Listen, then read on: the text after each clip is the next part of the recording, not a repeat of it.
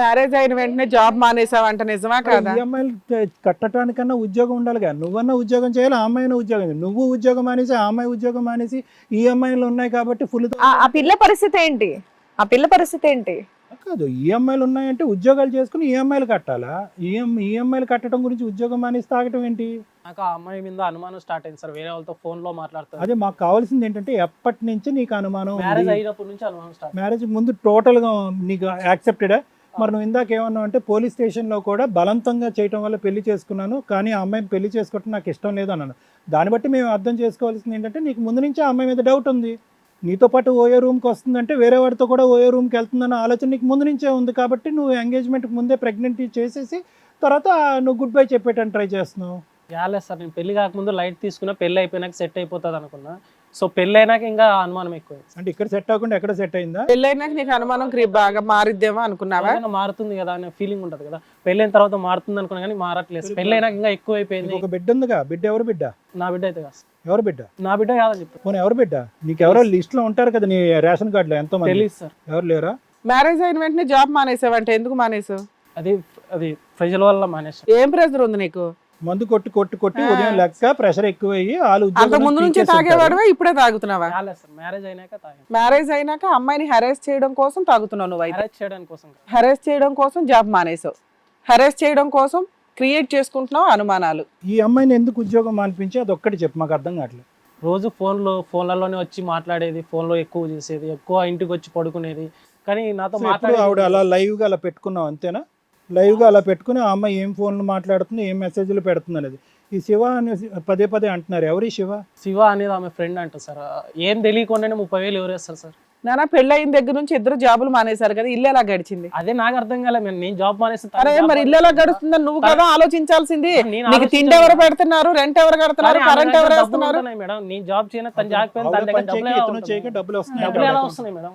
నేను అదే కదా చెప్పేది. అందుకే ఆ పాప నా పాప కాదని చెప్తాను. కొత్తగా మాట్లాడుతున్నావా? ఒకటి డబ్బులు తేవాల్సింది నువ్వు. ఆ పిల్ల కష్టపడి తెస్తాను జాబ్ చేస్తానంటే అవన్నీ బ్లాక్ చేసి ఒక సిఐడి ఎంక్వైరీ పెట్టావు ఎలా వస్తున్నాయి డబ్బులు అని. అవును కదా మేడం. ఇప్పుడు నేను అవన్నీ డౌట్ నువ్వు చెప్పేంత నాకైతే నిజంగా ఇగో సార్ మేడం వింటున్నారు, నాకైతే పిచ్చగా పిచ్చోడు మాట్లాడుతున్నట్టుగా ఉందన్నమాట. క్లియర్ గా చెప్పే, నీకు ఇంకో గర్ల్ ఫ్రెండ్ ఏమైనా ఉందా? లేదు ఈ అమ్మాయిని వదిలించుకోవాలనుకుంటున్నావా? కాదు మేడం, వదిలించుకునేటోని అయితే పెళ్ళని చేసుకుంటున్నా. మరి ఎందుకు ఇలా పిచ్చిగా మారుతున్నావు? ఎలాగో పెళ్లి చేసుకున్నావు కదా, మరి మంచిగా చూసుకోవచ్చు కదా. తను వచ్చేసి డబ్బులు ఏమంటే నన్ను అడగాల కదా. నేను ఇంట్లో వాళ్ళతో ఎవరితో నిన్ను అడిగితే జాబ్ మానేసి తాగి తింటున్నావు అంట, తాగి తిరుగుతున్నావు అంట, వస్తున్నావు అంట, పడుకుంటున్నావు అంట. డబ్బులు ఎలాగా? మరి ఆవిడ జాబ్ కూడా మానిపించేసావు, పిల్లని చూసుకోవంట. ఆమె జాబ్ మానేసి డబ్బులు ఎలా వస్తున్నాయి మేడం? మీకు అది అర్థం కావట్లేదు. ఆమెకు జాబ్ చేస్తుందంట కదా. అడుగుతాను ఆవిడ్ని, ఏమో నీకు డబ్బులు ఎక్కడి నుంచి వస్తున్నాయి? పెళ్ళైన వెంటనే మీ ఆయన మానేసాడు, నువ్వు మానేసావు. ఈ 2 months నుంచి శివ వేసాడంటే నేను ఆన్లైన్ జాబ్ చేశాను అన్నావు, అవునా? మిగతా 2 years 3 years మీకు డబ్బులు ఎక్కడి నుంచి వచ్చినాయి? అసలు క్వశ్చన్ అది. నువ్వు ఆయన తిండి తెస్తే వండాలా లేకపోతే కూర్చోవాలా? అలాంటిది నువ్వు క్రియేట్ చేసి డబ్బు తీసుకొచ్చి ఇంట్లో అన్ని నడిపిస్తుంటే అది ఇప్పుడు నీ క్యారెక్టర్ దాకా వచ్చింది. ఎలా వచ్చినాయి నీకు డబ్బులు? ఇప్పుడు తన జాబ్ మానేశాడు మేడం, నన్ను కూడా జాబ్ మానేవాడు. డబ్బులు కావాలి తనకి, ఏం చేయమంటారు మరి? ఏం చేసావు? మాదేమో ప్యూర్ ఫ్యామిలీ, మమ్మీ ఒక్కతే. నీకు డబ్బులు ఎక్కడి నుంచి వచ్చాయని వాళ్ళ ద్వారా నుంచి ఏదో అట్లా ఎవ్రీ మంత్ మీ అమ్మ వాళ్ళు ఇచ్చారు అంటే ఇప్పుడు వాళ్ళ సాక్ష్యం చెప్తారుగా, అరే 3 సంవత్సరాలు నీకు ఆపరం మేం కదరా రన్ చేసింది నా కూతుర్ని అంటావని చెంప పగల కొడతారా? ఓకే చెప్తారు మేడం. అనేది ఏంటంటేనమ్మా, శివ అనే వ్యక్తి ఏమి అన్అఫీషియల్ గా అంతకు ముందు ఇవ్వలేదు. అఫీషియల్ గానే 3 నెలలు బట్టి నీకు ఇచ్చాడు. 30,000 90,000 వరకు నీకు ముట్టని. శివ దగ్గర నుంచి వచ్చిన డబ్బులు అవే. అంతకుముందు ఇతనికి డబ్బులు ఇచ్చేది, ఇతని తాగుడికి ఇచ్చేది, ఇంటి పోషణకి ఇచ్చేది అంతా కూడా మీ అమ్మగారే. ఇంకా ఏంటమ్మా ఎంత సంపాదిస్తారు మీ అమ్మగారు నీకు ఇవ్వటానికి? సార్ తను స్కూల్ ఫ్రెండ్ అంట సార్. స్కూల్ ఫ్రెండ్ అది ఓకేనయ్యా. ఇల్లు మీ అత్తగారు డబ్బులు ఇచ్చిందా లేదా? 4 నెలల నుంచి స్కూల్ ఫ్రెండ్ ఉంటాడు మేడం. ఇప్పుడే గుర్తుకొచ్చాడా? 4 నెలల నుంచి గుర్తుకొచ్చాడా? ఇంతకు ముందు కూడా ఉన్నాడు మేడం. నానా ఇక్కడ తాగొచ్చావా మామూలుగానే వచ్చావా? ఏం మాట్లాడుతున్నావు నువ్వు? నీ మైండ్ లో ఏముందో చెప్పు. నీ మైండ్ లో ఏముంది? ఈ 3 నెలలు కాకుండా అంతకు ముందు కూడా పరిచయం ఉంది, అతనే ఈ ఫైనాన్షియల్ కాంట్రిబ్యూషన్ అంతా అతనే చేస్తున్నాడు అని నీ డౌట్? నా డౌట్ అంతే. చేస్తే ఆయనే చేసుకునేటోడు కదా. ఇప్పుడు శివ ఒక్కడే ఉన్నాడా నీ లిస్ట్ లో? ఇంకెవరైనా ఉన్నారా అమ్మాయితో? నా దృష్టిలో అయితే ఇప్పుడు శివ సార్ ఎంతమంది? పాపకి తండ్రి ఎవరు? అరే అసలు ఏం మాట్లాడతావు? ఎంతమంది ఉన్నాడు? పాపకి తండ్రి ఎవరని అనుకుంటున్నావు? శివ అనుకుంటున్నావా నువ్వా? నాకైతే ఆ విషయం తెలుసు సార్. నేనైతే ఆ పాప తండ్రిని కాదు. ఎవరు తండ్రి అని కూడా చెప్పగానే శివ మీద నీకు అనుమానం. అతని మీద అయితే ఫుల్ అనుమానం ఉంది. అంటే ఇప్పుడు ఫ్రెష్ గా కనిపిస్తున్నాడు కాబట్టి ఫోన్ పేలు కూడా చేసుకున్నారు. 30,000 అదే అమ్మాయి చెప్తుంది అయ్యా. 30,000 40,000 ఎవరు ఇస్తారు సార్? ఇక పోలే ఎవరు ఇస్తారంటే కనుక అమ్మాయి టెలికాపర్ జాబ్ చేసింది కాబట్టి ఇస్తున్నారు. నువ్వు పని చేయనివాడు కాబట్టి నీకు తెలియదు డబ్బులు ఎలా ఇస్తారో. నీకు డబ్బులు ఇస్తే మందు కొట్టడం ఒక్కటే వచ్చు. మందు కొట్టాలి, ఉదయం నుంచి సాయంకాలం ఆ అమ్మాయిని లైవ్ టెలికాస్ట్లో చూడాలి, ఏం ఫోన్లు మాట్లాడుతుందో చూడాలి. నీకు డబ్బులు ఇచ్చినా పొరపాటే, ఇంటికి పోషణకి డబ్బులు ఇచ్చినా కూడా పొరపాటే. అంత దరిద్రం అయిపోయింది ఇక్కడ పరిస్థితి. సో ఈ 3 నెలలు బట్టి ఇస్తున్నాడు కాబట్టి, అంతకుముందు అన్అఫీషియల్గా కూడా వీడే ఇచ్చాడు. అన్అఫీషియల్గా వీళ్ళు కలిశారు కాబట్టి ఆ బిడ్డకు తండ్రి అతనే అన్నట్టుగా నువ్వు మాట్లాడుతున్నావు. నువ్వు ఆగు బాబు, ఇంకా నువ్వు చెప్పిందే చెప్తున్నారు. ఇది ఇంతకు మించి క్లారిటీ ఏం రావట్లేదు. సో ఇప్పటి వరకు శివ శివ శివ అని చెప్పేసి అంటున్నారు కదా, ఆ శివ కూడా ఇక్కడికి వచ్చారో పిలుద్దాం. శివ గారు రండి.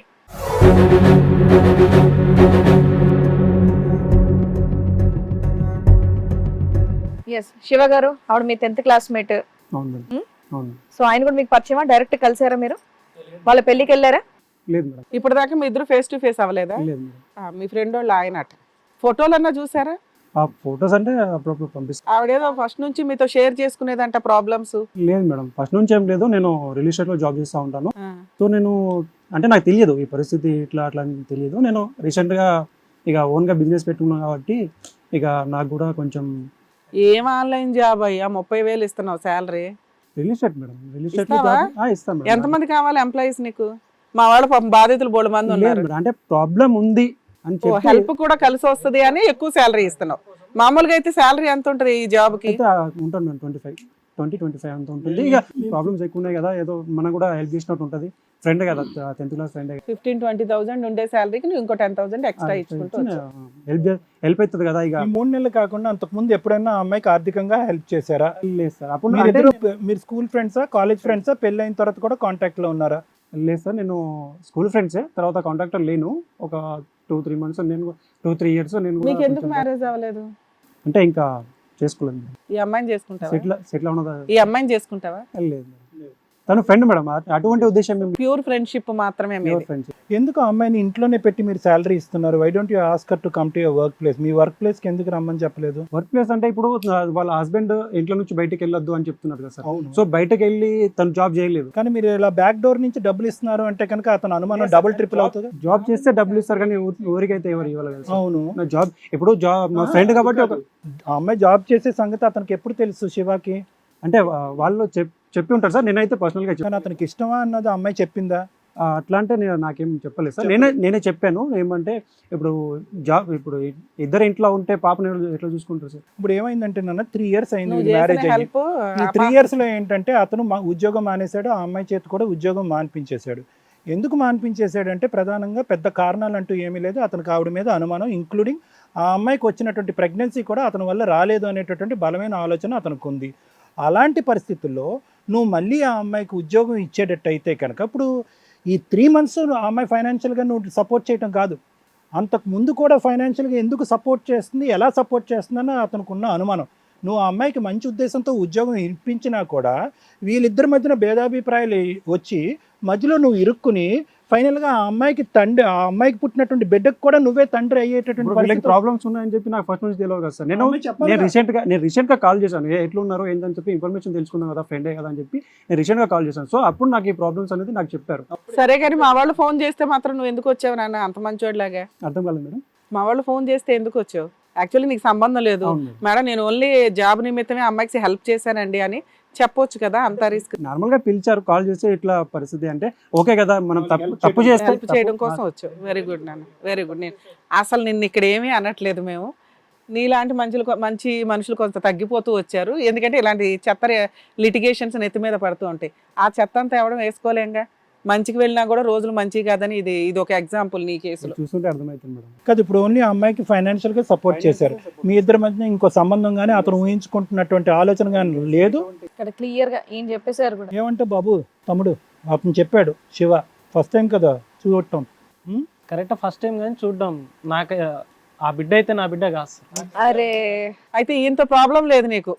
ఈయంతో ప్రాబ్లం లేదు. ఇంతోనే మీ- ప్రాబ్లం మేడం, నాకు ఇంతో ప్రాబ్లం లేదు. ఏం ప్రాబ్లం చెప్పండి, పక్కనే ఉన్నారు కదా ఇప్పుడు డబ్బులు ఎందుకు వేసాడు పని అరే చేస్తుంది జాబ్ కాబట్టి ఇస్తున్నారు కదా. చేస్తుంది, జాబ్ అంటే మామూలుగా బయటికి వెళ్ళి చేస్తారు కదా, ఇంట్లో జాబ్ చేసి అరే ఇంట్లో ఆన్లైన్ calls జాబ్లు, వర్క్ కదమ్మా. ఫ్రమ్ హోమ్ జాబ్స్ ఉంటాయి రా బాబు. నువ్వే స్టార్టింగ్ ఏమన్నావు, పద్దాక ఫోన్ మాట్లాడుతున్నా జాబ్ చేస్తుంది కాబట్టి మాట్లాడుతుంది. మేడం ఈ జాబ్ చేయడం వల్ల నన్ను చాలా దూరం పెట్టింది. సరే ఇప్పుడు జాబ్ మానేసి ఇద్దరు కలిసి ఉంటారా హ్యాపీగా?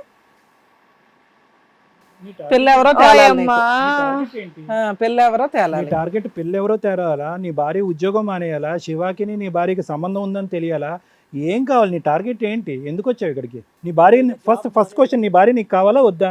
నా భార్య నాకు వద్దు సార్. వద్దా?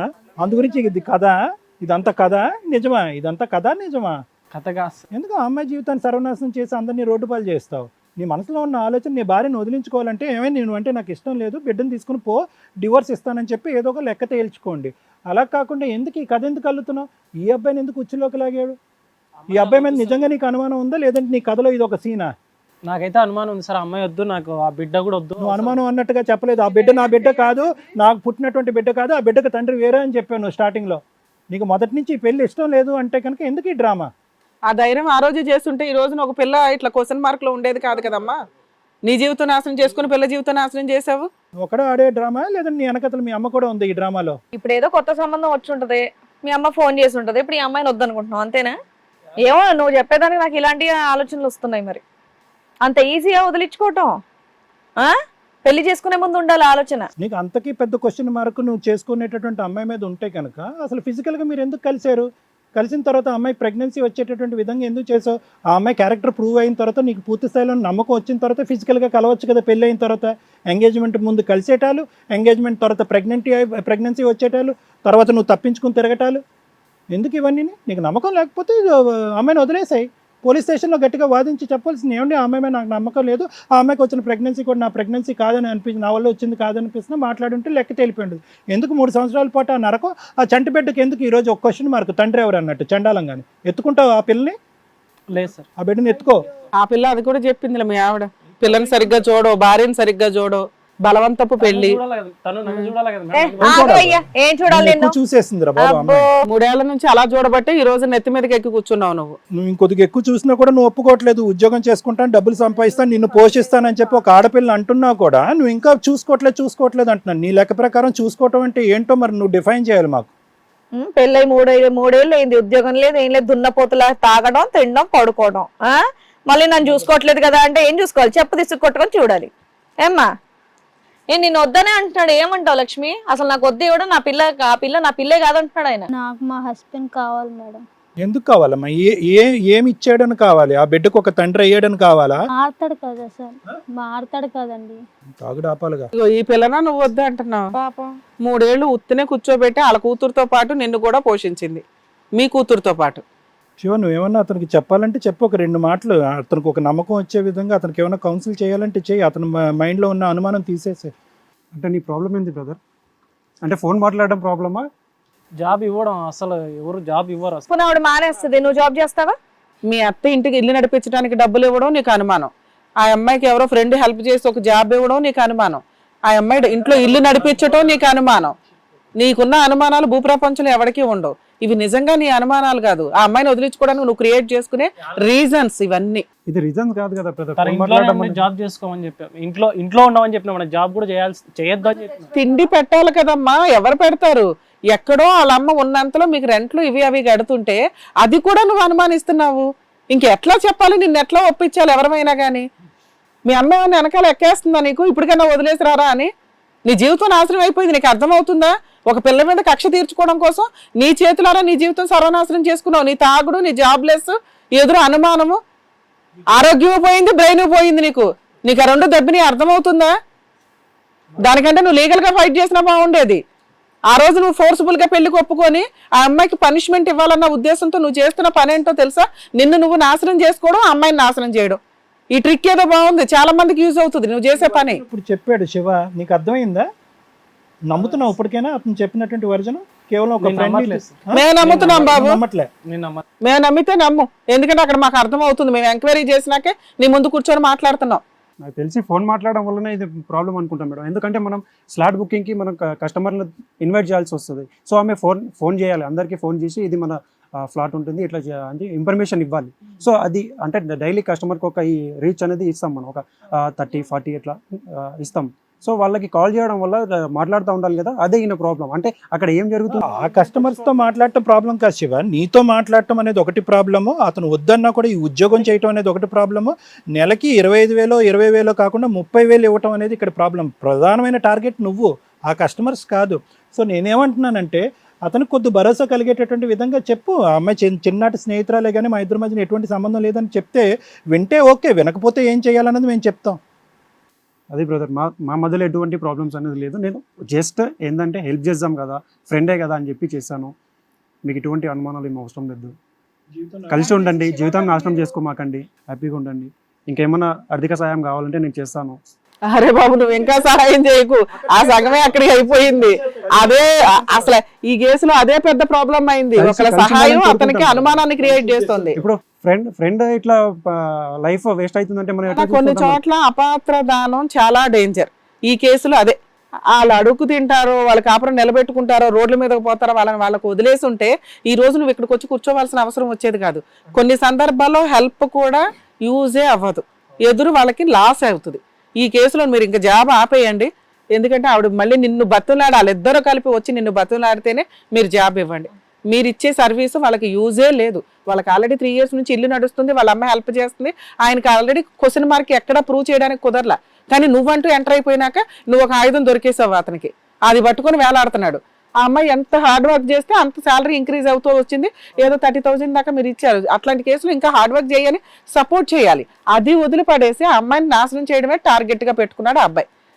ఇక్కడ మిమ్మల్ని మేము ఏమీ అనట్లేదండి, ఇక్కడ దాకా వచ్చినందుకు ఒక రకంగా మీకు థ్యాంక్స్ కూడా చెప్తున్నాం. ఎందుకంటే ఆ అమ్మాయి ఎలాంటిదని ప్రూవ్ చేసే ఒక ఫెసిలిటీ మాకు ప్రొవైడ్ చేసినందుకు. ఇక్కడ 3 things మేడం. ఒకటి ఏంటంటే లక్ష్మి గారికి ఎప్పుడైతే కనుక, అమ్మ లక్ష్మి నువ్వు ప్రేమించుకున్నప్పుడు ఆడపిల్లలందరూ ఇంతే ఉంటారు, ప్రేమిస్తారు, అతన్నే ఆటోమేటిక్గా ఫిక్స్ అయిపోతారు, అతనే నా భర్త అనుకుంటారు, మీకు మీరు ఊహాజనకమైనటువంటి ఆలోచనలో వెళ్ళిపోతారు.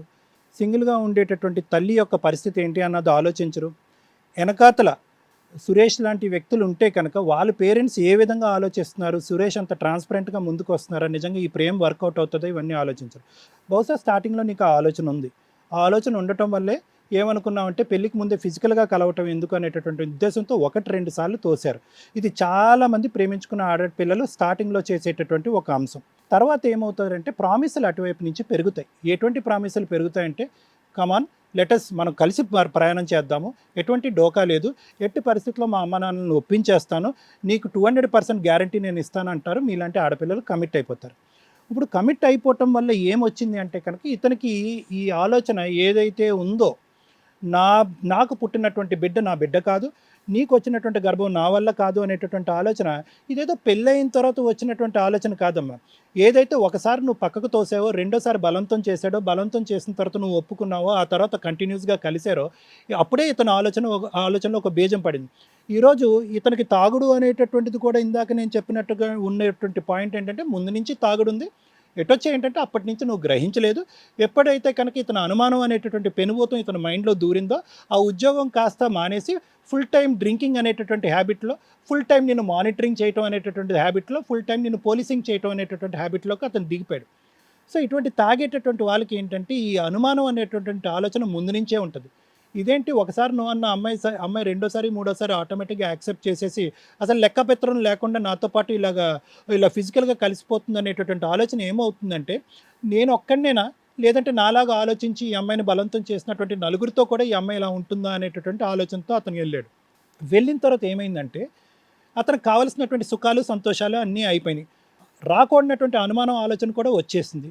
ఇంక ఏ విధంగా చూసుకున్నా కూడా లక్ష్మి అనేటటువంటి క్యారెక్టర్ వైఫ్ అనేటటువంటి స్థానంలో కూర్చుని సురేష్ పక్కన నిలబడటం అనేటటువంటిది అతనికి నచ్చట్లేదు.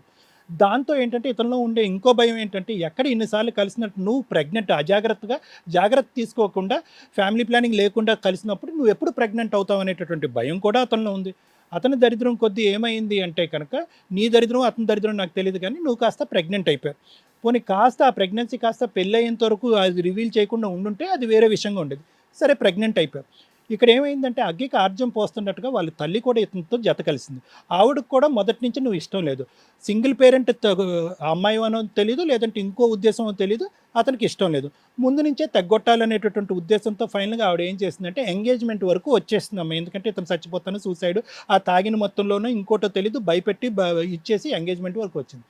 పెళ్లి వరకు ఇది వచ్చేటప్పటికి ఏమైందంటే నువ్వు ఆటోమేటిక్గా నువ్వు ప్రెగ్నెంట్ అయిపోయావు కాబట్టి నీకు ఇంకో దారి లేదు కాబట్టి పెళ్లి వరకు వచ్చింది.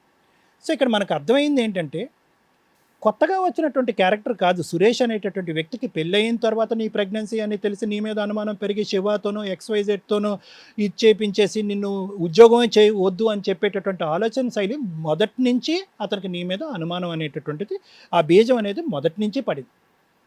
అది కాస్త ఏమైందంటే కనుక ఎప్పుడైతే కనుక నిన్ను ఉద్యోగం మానేయమన్నాడో ఆటోమేటిక్గా నీకు అర్థం అవ్వాల్సింది ఏంటంటే ఇదేంటి మన ఇద్దరం కలిసి ఉద్యోగం చేసుకుంటున్నాం, అదే ఉద్యోగం చేసుకున్న చోటే ప్రేమించుకున్నాం,